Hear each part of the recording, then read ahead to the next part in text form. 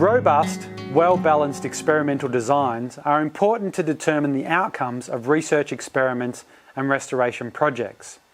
To assist in research monitoring, underwater tags are essential to track and monitor progress over time. This short video explains a couple of tips and tricks about creating monitoring tags for underwater research so they can be easily deployed and, most importantly, relocated for ongoing monitoring.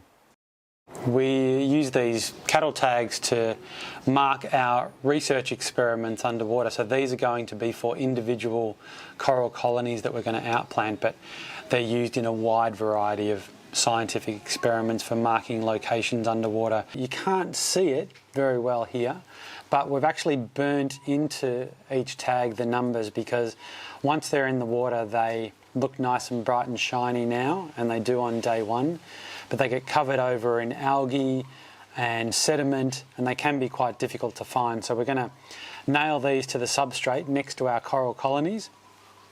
And to make them, we use a soldering iron and melt in the tag the numbers or letters that we're trying to create, and then so that we can see what the numbers are without having to feel it, we also fill in the tag.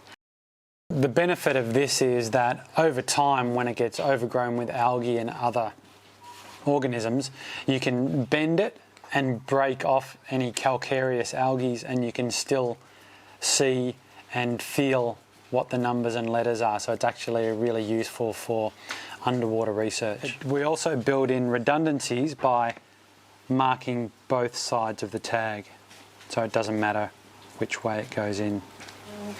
I've only got to make 174 of these, so that shouldn't take me too long.